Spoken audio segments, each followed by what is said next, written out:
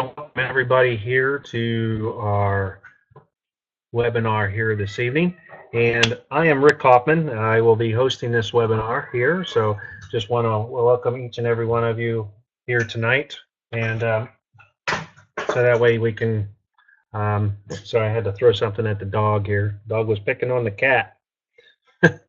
Anyways, so again, my name is Rick Kaufman, and I'll be hosting this webinar here this evening, and we'll be going over what I have titled the 3 big lies of grief, and I will explain to you what I mean by that here as we go along, okay? But first of all, what I'd like to do is just take a moment, and this is my promise to you over the next 45 to 60 minutes, okay? I will explain to you what I have learned, what others were saying to me over a period of about 2 years of my life, and how I feel what they were saying as I interpreted those words, and why I feel that they are lies, and it's what we tell ourselves, and how we what all we tell ourselves, how we learn to cope with that.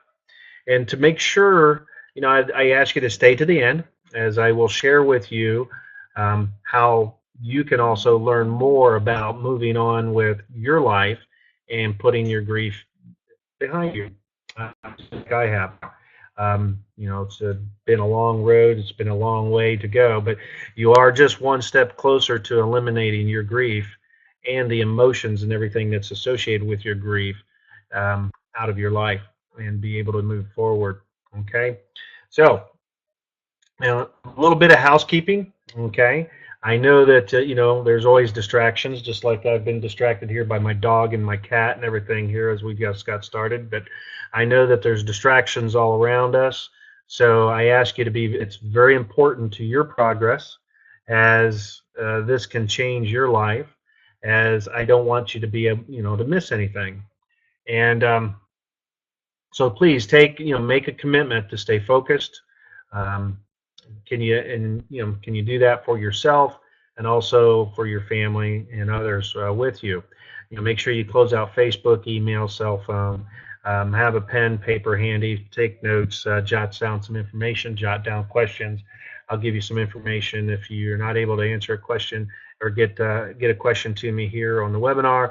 Then you can put it into the chat box. It is a moderated chat, so we will see that if you do put that out there. So if we don't get to your answer, we will get back to you, or you can email it to us.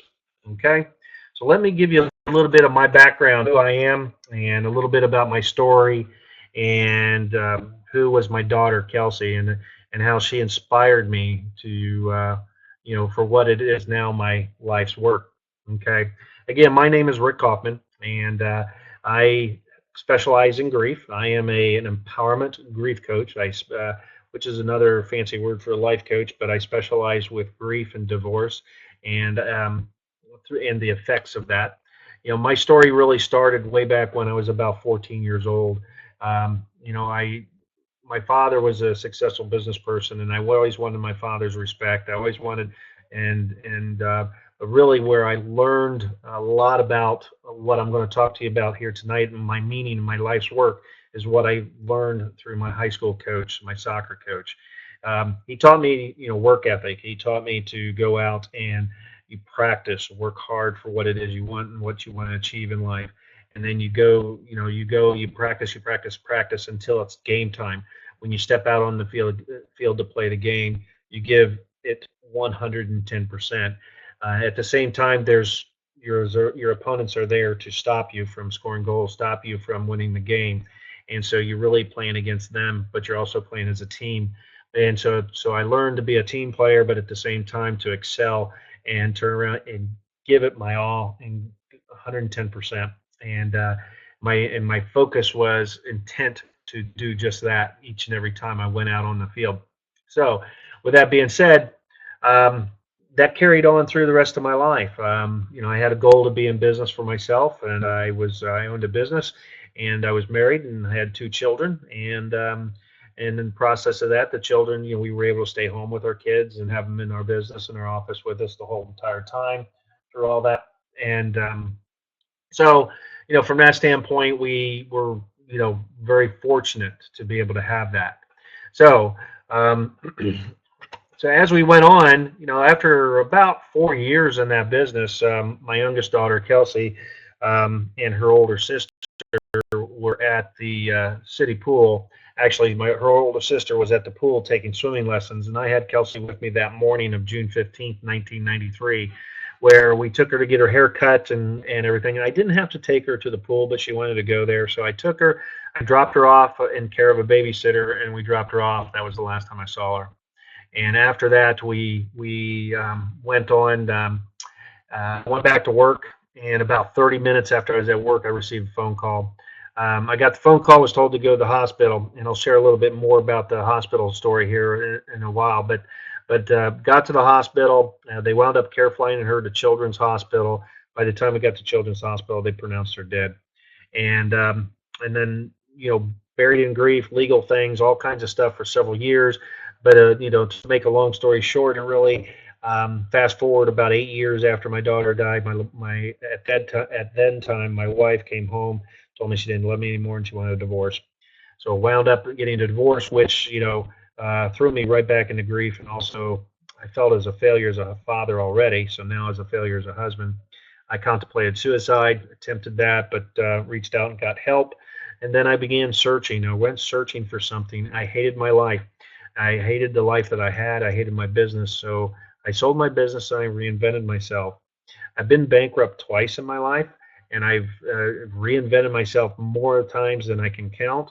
And I was always in search of something until one day I met my coach and my mentor, and he taught me something. And he wasn't teaching me anything about grief. I've been through a lot of grief counseling, grief therapy, group counseling, marriage counseling, all those types of things, and divorce counseling, everything.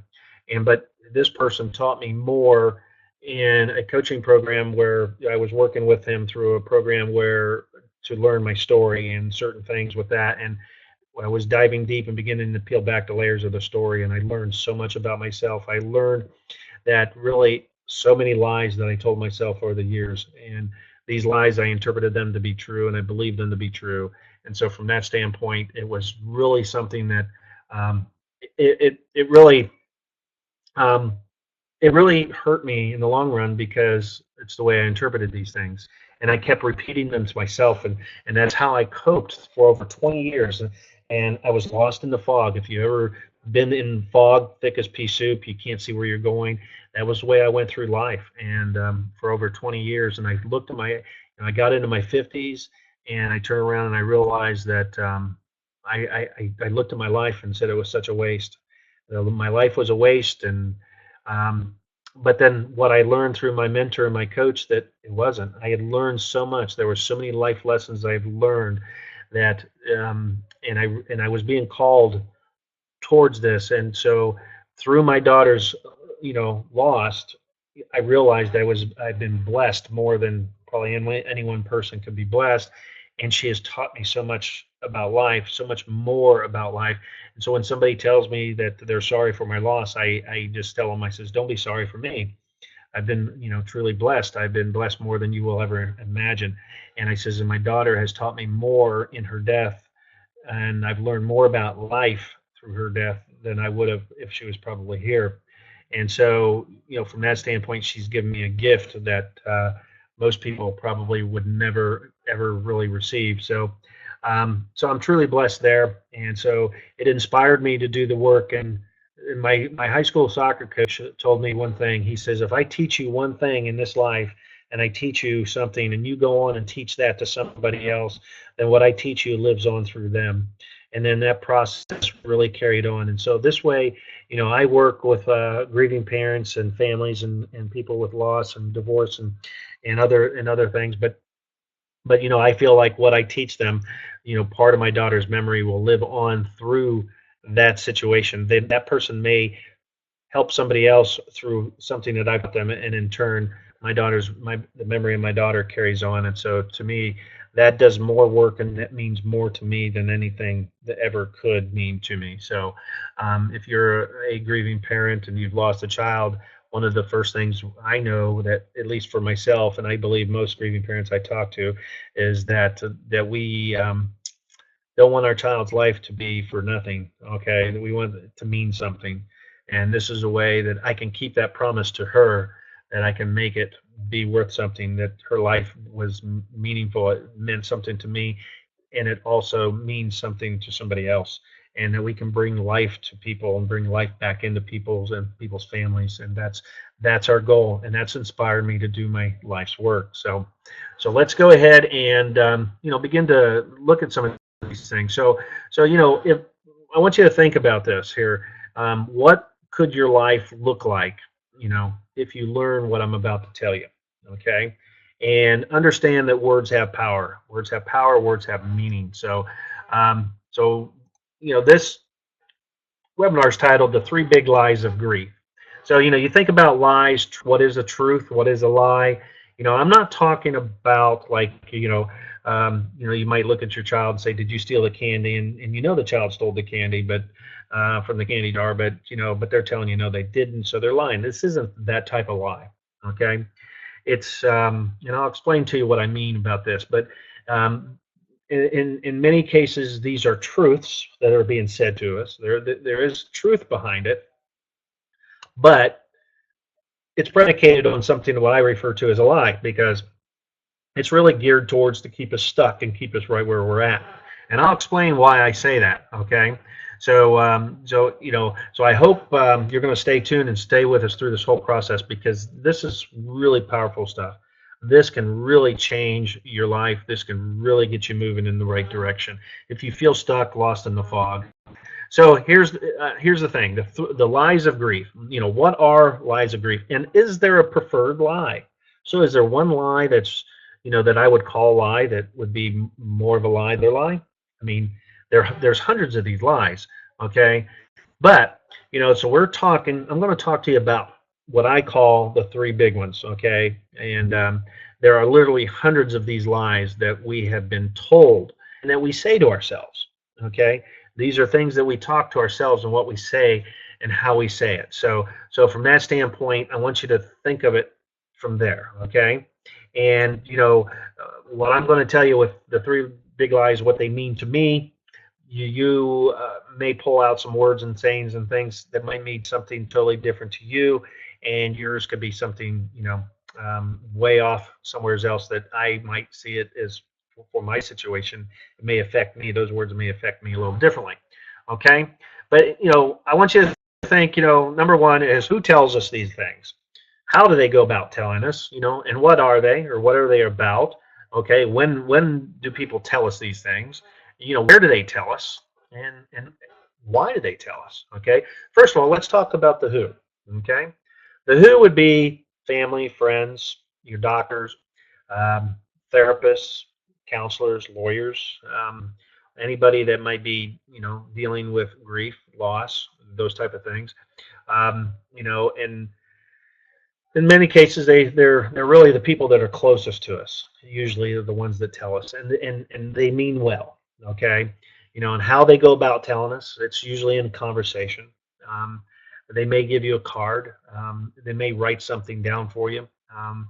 Especially today with the internet. Okay, and I'll touch on that here a little bit more here in just a minute. But the internet is just full of places where you can get advice, right? I mean, you're here tonight on this webinar getting a little bit of advice. Okay, I'm not asking you to change what you're currently doing. This is just another aspect, a way to look at it, to see, and maybe add this or pull something from this to add to what you're currently doing and how you're handling with your grief.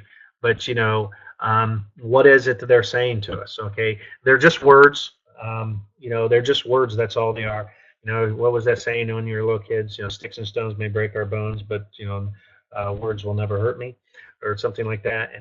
And really, that itself is a lie. Words can be very painful. In many cases, they can hurt and cut much deeper than sticks and stones. So, but I think that was a little rhyme that we said as kids, so that way when people would pick on us and say things, we wouldn't let that bother us. Okay, when do they have it? When do people typically tell us? Well, it's when we're hurting. It's when we're down. It's when we need that advice. We need somebody to tell us something to pick us up. Okay, and where do they tell us? Well, I mean, we could be at the grocery store, dinner, family outing. in our grief group. We're all talking, around the table with many other people. We're talking about our grief and our stories and our feelings, and people are chiming in and they're letting us know with something that was told to them that helped them, but that might not work for you. And but it can happen anywhere, and anymore it's on the internet. It's all over the internet. There's so many pages on Facebook for grief this, grief that, and I read a lot of the news feeds on a lot of these sites. I don't participate too much. I just read, and there's a lot of infighting and people bickering and back and forth, and why this person's grieving when this person's being mean and hateful. And some of the stuff is just downright mean, hateful. I mean, the cussing, all the things. It's very unproductive stuff that a lot of these places are doing. Okay, it can really hinder somebody and hold them back in their progress and their healing. But why would people be saying these things? Why would somebody say, well, they mean well, right? Okay, they haven't walked in your shoes, and they think that this is something that you should hear. For example, they're in a better place now. Okay, God wanted them more. They're not hurting anymore, just to name a few. Okay, I know if somebody tells me God wanted them more, and I say, well, you know what, I'm a faithful and religious person, but I don't agree with that. God is my father, but I'm also the father of my daughter, and he's the father of my daughter too. But at the same time, I need her here just as much as what I don't know what his plans are, but I don't agree with that statement. And so show me in writing where it says that, and I don't think it says that anywhere. So but anyways, let's kind of keep things moving on. I might get on a story here, and we might spend too much time talking about something, and we'll run out of time to cover some of these other things. But I believe that people have a reason why they say these things, right? So with that being said, let's continue on. Let's go ahead and get right into our first lie. Okay, and there's no particular order on these. This is just where I put this first lie at. But this slide shows a little girl. I don't know if she's all that little, but it looks like she's outside on her porch or deck or something. She looks physical. She looks very upset. She can tell something's bothering her, and she's upset about something.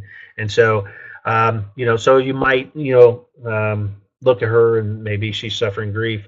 Might have lost her dog or pet, maybe a good friend at school, maybe they're moving. I mean, people grieve the loss of a house and loss of some of the things that can be such an emotional tragedy to them that you don't know what's causing the grief. But or it could be a parent, a mother, grandparents, or something in her life. So she's very upset about it. So you might turn around as you start to talk with this young girl here, and you find out that what she's upset about, and you realize that she's grieving the loss of something or somebody.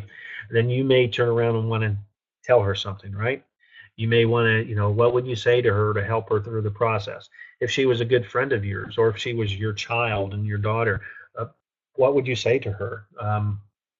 If she's if she's trying to cope with the loss of a sibling or something, what would you say to her? Okay, think about it for just a minute. If you were to say something to somebody, how would you help them? What would you say to them? All right, and this is something that is said to me all the time. Even almost to be 24 years this June, it is said to me constantly. In my writings, people make comments to me and everything, and it really gets under my skin. It really bothers me because well, let me just go ahead and get right into it. So the first lie of grief, ask yourself this: how many people have told you this? You just have to learn to cope with it. How many people have told you you have to learn to cope with it? And now, going back to that one slide, truth and lies stuff, that is true. You do have to learn to cope with it. Okay? But what does that mean? Okay? Most people will say, well, you learn to cope to the point where you can function through the day and everything, and the grief doesn't bother you. Okay? Yeah, it might mean that. Okay? But when people tell me that, okay, think about who are the people who are telling you this. Okay? Usually it's people who have suffered a loss or are living through grief. They're involved in grief groups. They're involved in grief situations. So they are still grieving. Okay, they may not be in the same place in their journey as you. They believe they're trying to learn to cope with it, so you should also cope with it. To me, that means coping means settling where I am.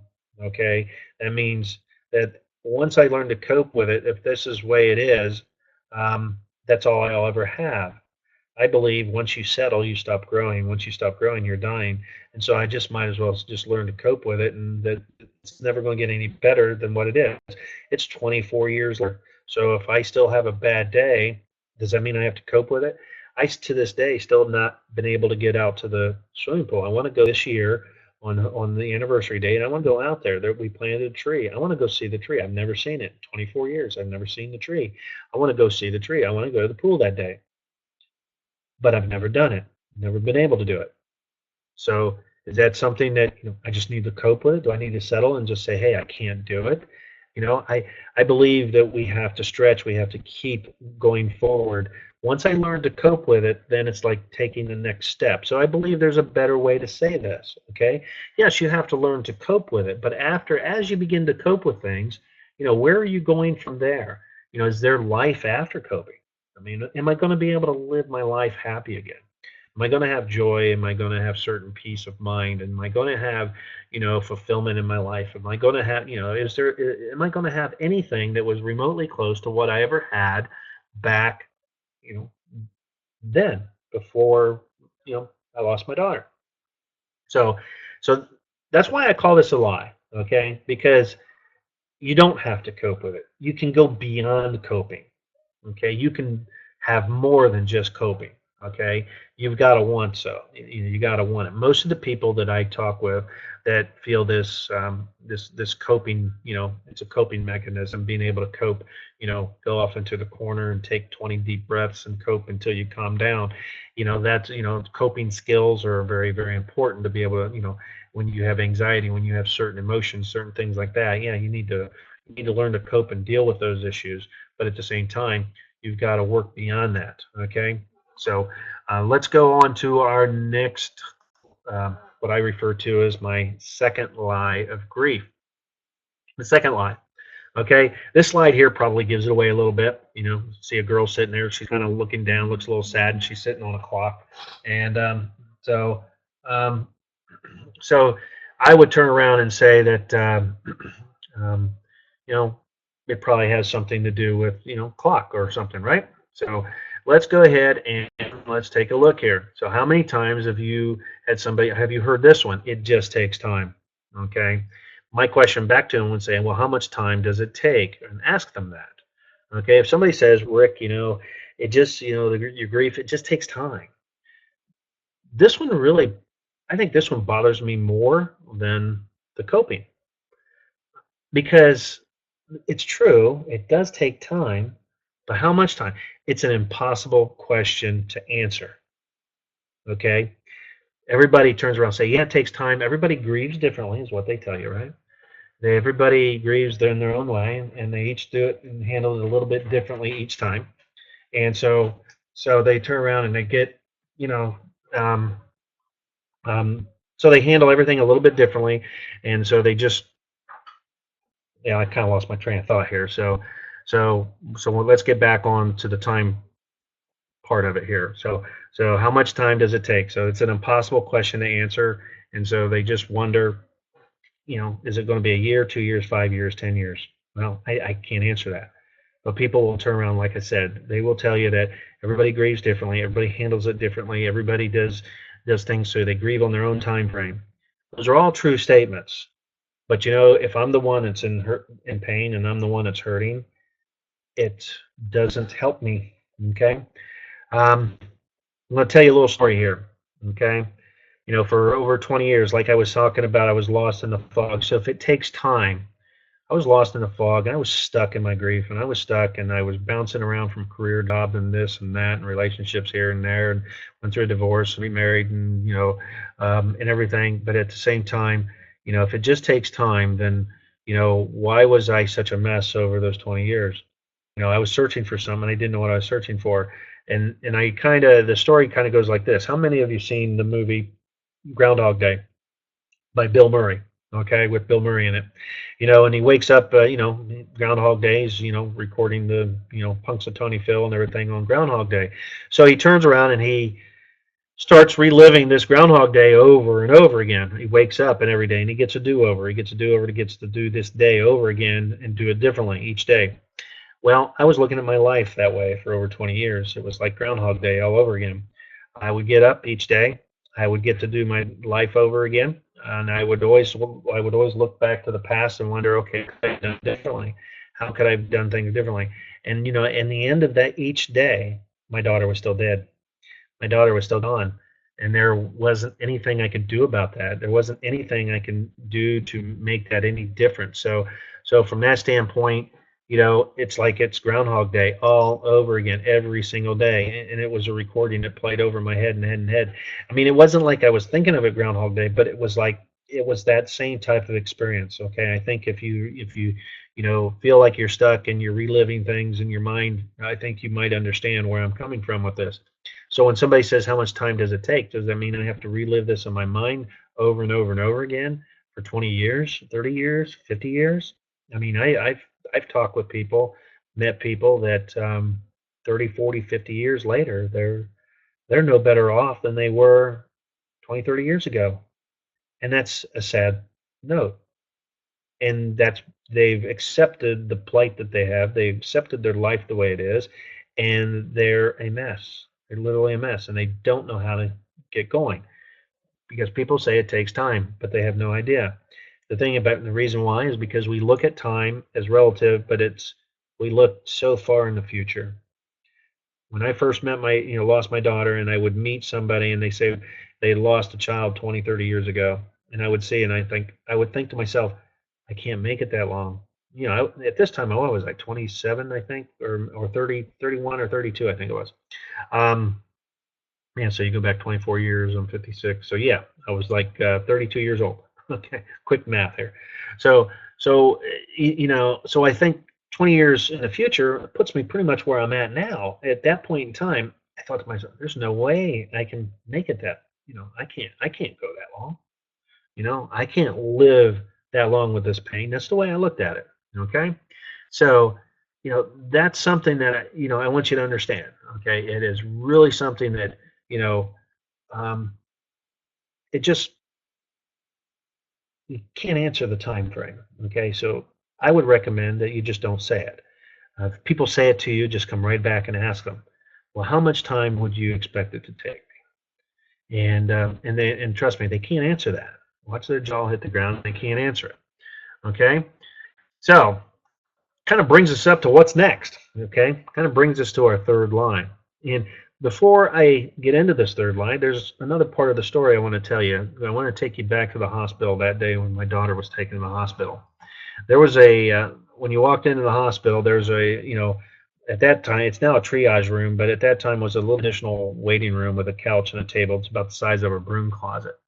Well, it turned out that there was, they put me in that room and they closed the door. And I was wanting to know what was going on with my daughter. And so at this point in time, I didn't really understand what was going on. And a nurse came in. This nurse, she came in that day, and she basically she turned around and said she was here to help me. But before she said any more, she turned around and says, Mr. Coppin, I don't understand a thing you're going through. I do not understand your pain. And you're obviously worried, and I can't even fathom. I'm a mother of children, and I can't even begin to understand the emotions and what you're feeling and the questions you have. But I'm here to help you. Now, how in the world can she help me? Okay. She set me up right there. That's kind of one of the first things I learned. She set me up right there to make me believe that nobody in this world will ever understand exactly what I feel. She's a nurse. She works in an emergency room. She sees this all the time. How in the world is she going to know how I feel? I mean, if she doesn't, then who will? And so that started that whole process very early on in that first day. So that's why I kind of wanted to share that here with you now, because this really sets us up for what is the third lie of grief.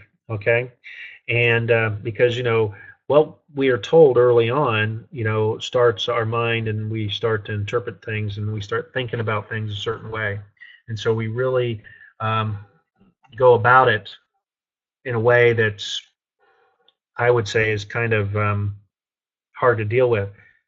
Okay, so let's just go ahead and discuss the third lie. Okay, the third lie of grief, as you can see, question mark, lots of people, normality. Third grief is my new normal. Tell me, what does new normal mean to you?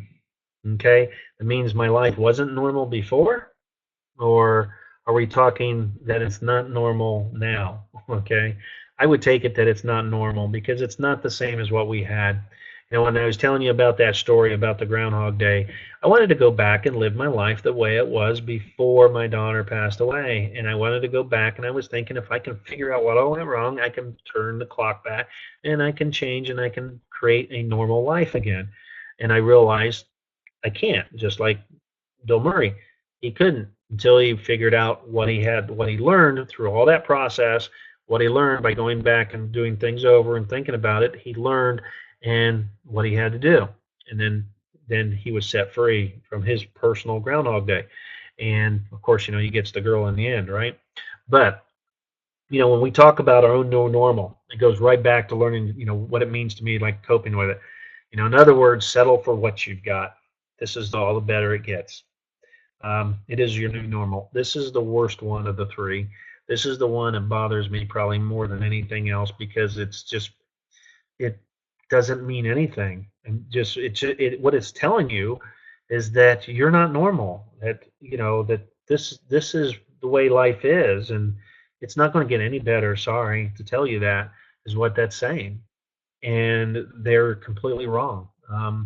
And it needs to be stricken. The grief community, the people out there need to just take it out of there, get it out of the whole conversation. Don't and promise me, never tell anybody that. Never tell anybody that it's their new normal. And so, from that standpoint, it can do more harm, I think, in the long run because it's because there's nothing normal about it. Okay, and you have to realize that grief. There's nothing normal about your grief. There's nothing normal about your depression, your anger, your feelings, your emotions. That's not normal. Okay, and so we can deal with that. Okay, if we know it's not normal, we can begin to figure out what it is that we need to do to bring our life back to normality, to what we want. Okay, but we have to understand we can't go back and live our life the way it was because it never will be the same. It has changed forever. Okay, so there are literally hundreds of these lies, okay, that have been told to us over the years, and they've started way before my daughter ever, um, before she ever died. And there's a lot of changes that are going on in the grief community. A lot of things, the way people are looking at things, the visualizations, being able to visualize things and looking at things. And some books have been written about, you want to cure grief. It's real simple. Get moving. And that's, a lot of people will talk about, just get moving, get up and get going, get moving, moving. If you're moving, your focus, that you're putting your focus on something else. Servanthood, doing something like what I'm doing. A lot of people will say, and that has helped them, and that's totally true. That is true. Giving back to somebody is something that is a blessing in itself. But there's literally hundreds. You could sit down and write down everything that you just hate about what people say. When people say, "I'm sorry for your loss," do you really believe that they are? Probably they're not. I try not to say it to people, but when I do, it's very sincere, and I believe that they know because if they know me at all and they know my story, and that's why when I work with somebody, that's why I make story very, our story and the power of our story, is part of something because then they understand where we're coming from. Okay, then they know where we've been and where we're going. So from that standpoint, that's very important part of the healing process, in my opinion, because we can, through our story, we can pull out so many life lessons of what we've learned, and we can peel back the layers of that and learn so much more about ourselves and our situation so we can begin to move forward. Okay, does that make sense? Okay, but during that period of time, a lot of people will say things, and they mean well, they mean good, and there is truth behind what they're saying, but it's just how we internalize this. Okay, so you're probably beginning to wonder and asking yourself, what do I do with this information? What do I do with these three lies? Okay. And what does it really all mean? And so when you think about what does it all mean, what these all have in common is that they are all coming from a standpoint of present tense. In other words, you're standing still. Okay. Think of yourself. You're standing like this gentleman is standing up against a brick wall. It's present tense. He's there. He's not moving. Okay. So think of those three things. Okay, it just takes time. What they're referring to is the time and space that we're in right now, the time space reality that we are where we're at right now. Just learning to cope with it. In other words, learning what you have right now and coping with what you have right now. This is your new normal. So, in other words, what you have right now, that's your normal. That's what's normal for you. So, these things are all, present tense sayings. And I believe that there's a better way to say it. Okay. I believe that, we all have life events that happen to us that disempower us. So we have to learn to take our power back. And by doing so, that's putting the focus on something else. Well, what that is to get focused on where we're going. And so if we're thinking present tense where we are, when a lot of times in our depression and our grief, we're thinking about the past. So we're thinking, there's a reason why a car has a big windshield and a small rear mirror. We're supposed to spend more time looking out the front than we are looking behind us. But when we have a situation like this in our life, we have a tendency to look more in our rearview mirror where we've been and looking behind us, and that's not the way life is supposed to be. So those three lies that I just told you are all set up in present tense, and that's why I call them a lie, because I want you to start thinking moving forward. So there's a better way to say these things. So you could say, hey, as you begin to learn to cope with your situation and your grief, I want you to understand that there's a lot more to life and there's a lot more to live. And in time, you'll begin to learn these, and you'll take one step at a time, and you're gonna get there. Trust me, you will get there. Now, I believe that's a much more positive way to say something and put a spin on it. And you can say, I understand it's going to take time. To be able to give you an exact time that I cannot do, because everybody's going to handle this a little bit different. But you know what? Each day that you get up tomorrow, that you're one day closer to achieving what it is that you want. But get them to begin to look at something and say, okay, forget about 20 years in the future. Start thinking and breaking it down. Where do you want to be 3 months, 6 months, maybe 12 months? Work at things in a small level and say, let's just break it down, because you know what? Time is all we have. Time is all we got. Okay. So it's what we do with that time each day. We each are given the exact amount of time each and every day to do what it is that we do. And so what do you do with the time? Many of us sit there looking on Facebook, and we watch TV, we do things, and we sit there and we think about things. We get drawn up into drama and conversations that are not productive for us. And so we listen to what people tell us and we internalize it, and then our brain acts on it, and it keeps us stuck right where we're at. Okay. And then the new normal is just exactly that. It's keeping you stuck right where you're at. So there's much better ways in saying, I understand that you might want to say this is your new normal, but I don't believe that this is your new normal. There is something waiting for you out there. There's something great that's, there's life, there's joy, there's happiness, and there's fulfillment out there. And, that's where you will find, your normal, and that's where you'll begin to feel normal again, not turn around and say this is your new normal. Does that make sense? Okay, I hope that's making some sense to y'all. So let's turn around and understand that our words have power. Okay, and they have meaning to them. So what when we say something, we say it out of the pretense of we're meaning these words to be good and something good, but that goes in what we hear them say, and then it goes into our mind, but it's how we interpret those. We each interpret everything a little differently, and so it's time to begin to inspire. It's time to inspire change. Okay, it's in ourselves and also in others and within the grief community. I want to, my goal here through my Empowering Millions program is to begin to change the conversation, to begin to change, how things are being said, because I feel it's very important, so other people like myself don't wind up being lost in the fog and going through life for the next 20 years or longer, searching for something that's right in front of their face the whole entire time. They just never really realize it. And spending tens of thousands of dollars, going to therapists and counselors and taking medications and all these things that, ultimately, may not work for them. Okay, so it's just like I said, it's something else.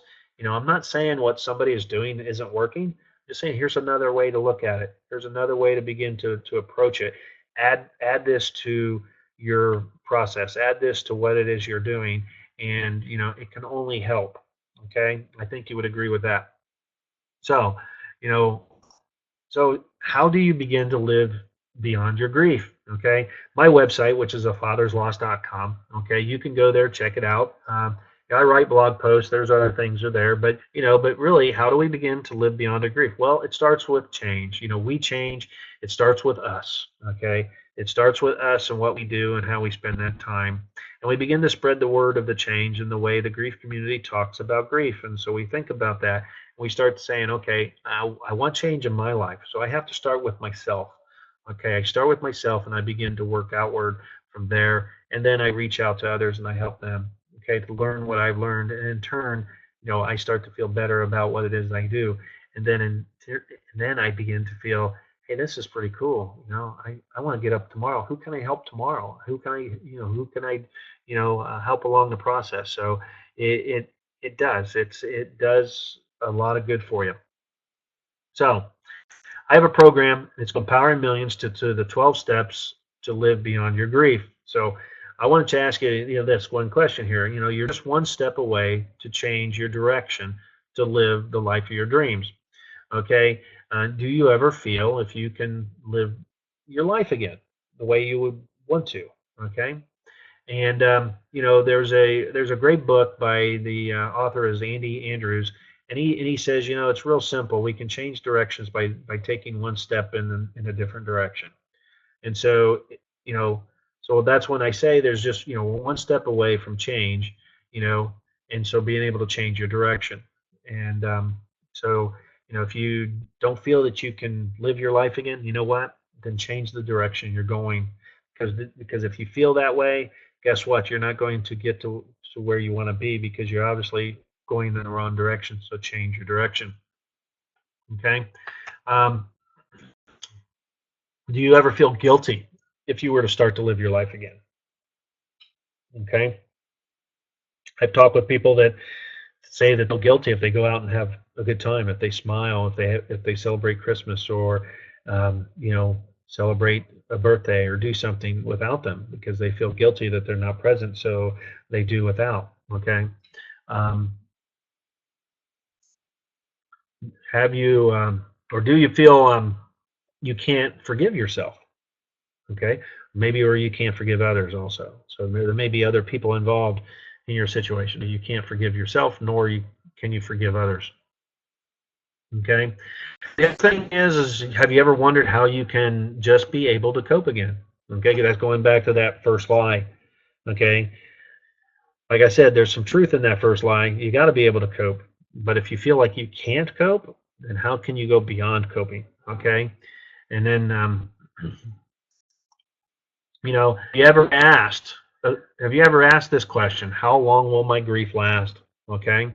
Again, going back to that question of time, like I said, it's an impossible question to answer. You cannot answer this question. Okay. So it's just one of those things that, but we have a tendency to feel this way, right? That we would like to have some kind of answer as far as how long will my grief last. Well, I can't answer that for you, but I feel it's very important. If you've ever felt that way, or if you've asked that, we have to deal with that question. Okay. Nobody understands what I feel. There's one for you.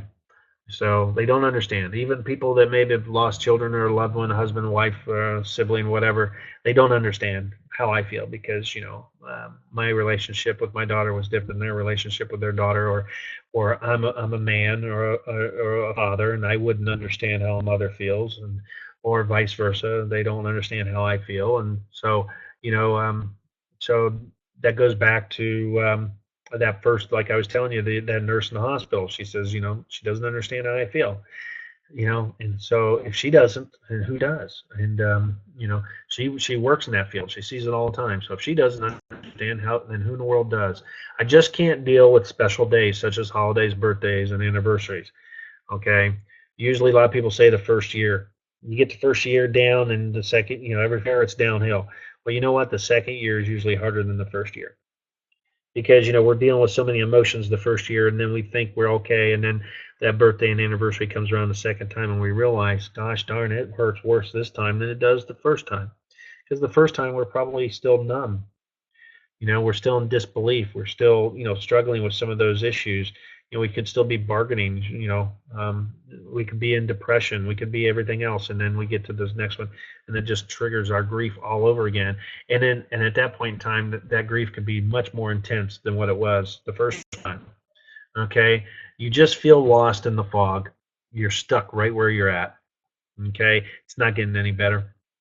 I can't get up. I can't go do anything. It's just not getting any better. Okay. Have you ever said any of these things? Have you ever thought to this? Well, if you think about this, if you have said one of these things, okay, then maybe, then we need to sit down and talk because, we can begin to make some changes. Okay. You just have so many unanswered questions. Okay. So you have unanswered questions. How do how can you answer those questions? Well, a lot of times we find these answers that we're looking for within our story. We know the answers to them. Okay. We just don't believe them because we're listening to the lies. We're listening to the lies that we're telling ourselves. And those lies or we're telling ourselves are really kind of our mechanism, our self mechanism to really help us cope, to keep us from being hurt. But in turn, it doesn't allow us to know the truth. So we can answer a lot of our own questions by setting ourselves free in a lot of these areas. Okay, so you have a choice. So what choices do you have? I should say. Okay, so well, you do have choices. All right, but let's take a look. You can keep doing what you're doing right now. Okay, and there's kind of a definition of insanity, right? Do the same thing over and over and over again, but expect results. It doesn't happen. Okay, and or you can ask somebody to help you. Okay, you can ask your best friend, your spouse, your whatever, somebody you trust. You can ask them to help you, but maybe they don't understand, but you can ask them. Okay, you can also listen to what others may have to say. Okay, they haven't walked in your shoes, but they've got good advice. You know, they've read a couple books. They might have a few letters behind their name. You can listen to them, but do they really understand you? Do they have the scars, the battle scars, the emotional scars that you can't see? That shows that they fought the battle and they won. Okay, and but you can listen to them.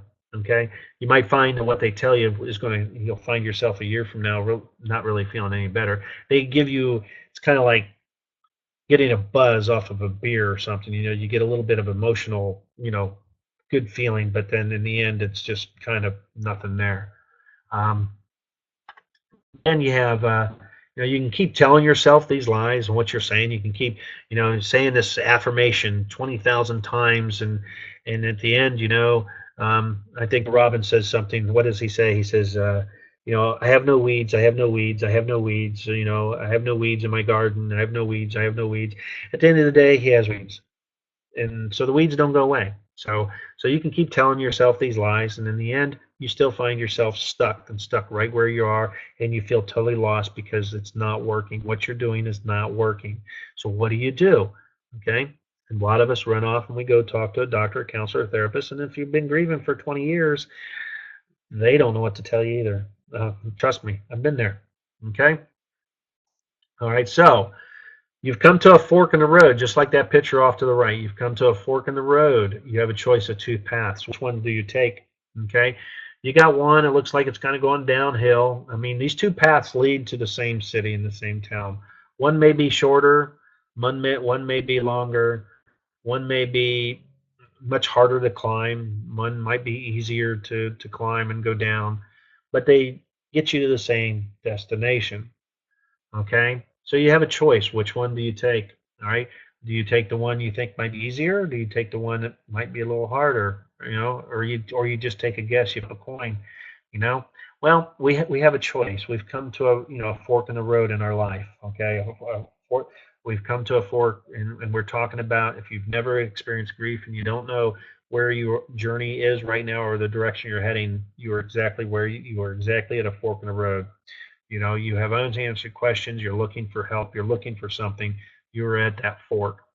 Okay. So you have the first choice is the one that you travel alone. You can go down that road on the right and you can take that by yourself. It looks like it's an easier road. It's kind of slanting downhill. So it might be a little bit easier. And I think it's a little straighter. So we'll just go ahead and take that road. There's nobody on that road. Okay. And you can travel alone. It may take you over 20 years or longer to travel that road to be able to live your life again or to get to your destination. Okay. But that's okay because I'm a loner and I like to do things myself. All right. Or you can turn around and take your second choice is take the one road that um, that will work, or somebody will be there who's traveled that road before and that will work with you. They see what's in front of you. Because they see what's in front of you because they've been there. They've done the work. They've done the hard work. They have the scars, the emotional scars, the battle scars, things that have tripped them up, and they know, that they can help you along that path. They can help you along your way, and they can hold you accountable to your vision, to your goals. So you have a choice. You can work with somebody or you can not work with somebody. You can do it alone or you can, and maybe you might get there faster. I don't know. I don't know. But, I can tell you this though. All right. Given the opportunity and what I know today, if I wish I was given that choice to be able to help, to have the help that I'm offering, okay, to have the help that's out there, and it could have saved me and others in my family so much pain, so much heartache, and that we have lived in our life. Okay, just to understand these things. Now, I also believe that you have to be willing to accept these things. You have to be open to it. Okay, I'm not saying that stop doing what you're doing, but I'm just saying here's another way, here's another path, here's another fork in the road. You can take your choice. Which one do you want? All right. So, as a grief empowerment coach, what do I have to offer you here today as we begin to kind of wrap this up? And okay, so what do and what does an empowerment coach do? Well, like I said, I'm not a therapist or a counselor. I'm a coach. A coach is, it's a look at what health and fitness. Okay, if you had somebody to coach you through losing weight, if you went down that path your own and did it, what's the likelihood you'll have success and lose all the weight you want and then keep the weight off? Okay. Or if you had some program or book or something that kind of gives you some tips and tricks and hacks and things like that that will help you lose that weight, you might take off a few more pounds, but what's the likelihood you'll have success? But if you hired a personal trainer, somebody that would be there for you and help you through that process, or had a program that was dialed into and customized and a little bit to your specific need, that you might feel that that you could turn around and have better success of losing the weight, and not only losing the weight but keeping it off. This is the same thing, except the difference is I empower people to reach for their goals and their dreams and their vision of what they want to get moving, and bite it off in short little chunks and pieces. Okay, and then I coach you. I hold you accountable, to what it is that you tell me you want. Because if I didn't, I wouldn't be doing my job. Okay, all great people, all great athletes, business people, everybody that is who's successful, they typically have a coach. Okay, so think about it. All right. Um, my mentorship. What I offer is my mentorship, which is invaluable. I can't put a price. I don't know. You know. The almost 24 years of experience that I have dealing with grief and loss and life and divorce and everything that I have in relationships. I have a lot of knowledge that I don't know how to put a price tag on that. Okay, and so you have that at your disposal. Okay, it's there. Um, I have a membership. So what I have is a membership. It's a beta. It's a membership site that I just launched here in the past week, and because it is in a beta form, it's just starting out. I've got about got 2 trainings to put up into it here this over the next week. We'll have 3 by next weekend, but by next week. But I think that brings me up to somewhere around 16, 17 weeks worth of material, which is about almost probably close to 17, 18 hours. And within this, we are in the process of building out some workbooks and study guides for this, and there's bonuses and things like that I'll talk to you here in a minute about. But for just $5, okay, you can get this $5 for 30 days, and then that's $29 each month thereafter until you decide you cancel and you feel that you've got everything and the value that you've got out of it. Or you can just cancel it after 30 days and only cost you $5. Okay. If you feel that my information and what I'm teaching, what I'm doing is not doing a thing for you, you're only out $5. So, I can't, I can't do any better than that. But the bonus is here. With that, you're going to get a 2-hour call with me, okay, to help you get your first step set up out of my 12 steps, okay? So we're going to help you get your vision and get you going and get you moving in the direction that you need to go, okay? I typically charge $495 for this 2-hour session, but for your $5, you get this for free. I mean, so not only that, you're getting 2 hours of my personal time, one-on-one, just you and me on the phone, and we can sit and we can talk about it and put your own personal plan together to begin to move you in the right direction, okay? And then lastly is I will give you a 50% discount on my one-on-one coaching, which is normally $2,995, okay? So that is for 12 months. So that's the $3,000 program for 1 year, okay, for basically $1,500. Okay, that's less than $150 a month. Okay, so with that being said, that right there is a huge value for just $5. Okay, huge value. But there's a lot more to that. Okay, within the membership, you're going to get workbooks. You're going to get bonus calls. There's going to be group calls. There's, we have a Facebook group. There's a community. Right now I think roughly we're closing in on 5,000 people within our community, and so when I look at that, it's like there's a wealth of information. People from all walks of life, all over the country that have in other countries that have their own personal tragedies, who share parts of their stories. And we'll have interviews. We'll be offering interviews and putting them in there, for where people can begin to tell their stories. I also offer writing where I can interview you and begin to tell your story, put together your own documents and PDFs so you can get your story out there and help you begin to educate and maybe even present a cause and maybe develop your own mission, to make a difference in other people's lives, to bring awareness to a cause or a mission that you may have, all for $5 for the first 30 days. You can't go wrong, people. I mean, so, with that being said, I really appreciate your time here tonight. Like I said, it's 45 to 60 minutes, and we just came up on about 60 minutes here. Actually, we're at 58 minutes, and I really, but I do have one thing here I want to offer you here. So I'm going to put in the chat box here once I get my mouse here going. In the chat box, let's see.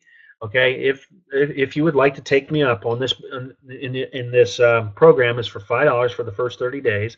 It's out there. Okay, it's going to go away. Not tomorrow or anything like that, but I just started this membership site in the last week, just this past week. So from that standpoint, it's not going to go away tomorrow or this week or probably next week. But this offer's out there. But at any point in time, as I fill up the membership, I may choose to do away with that $5, launch and go straight to $29, or even possibly even increase that up, or shut it down completely and not offer any more memberships at that point in time, just because of what I may have in there, maybe just taking up so much. So what I've got here is that link that you see there in your chat box is, that link there will allow you to, be able to just click that link and it'll take you right to my membership page. You can register right there. We use a PayPal. There we go. We use PayPal as our processing, but you can use credit card and everything there, also debit card. But feel free to set that up, and they take care of all of it for us. And like I said, it's just $5 the first 30 days, and it's $29 each day. Or I'm sorry, $29 not each day, but $29 each month thereafter until you decide to cancel. Okay, and but also the bonuses. So definitely take advantage of that first 2-hour call. If you don't feel the one-on-one coaching is a need, that's fine. But at some point in time, if you need that one-on-one time, that offer is there for you as long as you're a member. Okay. So from that standpoint, I want to thank each and every one of you. And let me also, if you have an email, you can send an email to me if you have any questions, because like I said, I don't want to keep you past the time that I specified here. So let me just put my email address in here. Let's make sure we got it spelled all right. Yep, there we go. And that way you can turn around and reach me on that email address and shoot me your, any comments or anything you may have or questions, and I will get right back to you. So with that being said, you guys are awesome. And again, I look forward to working with each and every one of you, seeing you on the inside of our membership site, and getting you going in the right direction. And just remember this: you're one step closer. Okay, right now, if you do nothing at all, but by attending and watching this or watching the replay, I will send out the replay to each and every one of you here, and I will send that out to you. But you are one step closer to achieving what it is that you want out of this life, but you're one step closer to eliminating your grief and the emotions of grief and the effects of grief in your life. Okay, and we just take it one step at a time, one day at a time. Okay, you guys are awesome. Blessings and much love to each and every one of you. So we will see you on the inside.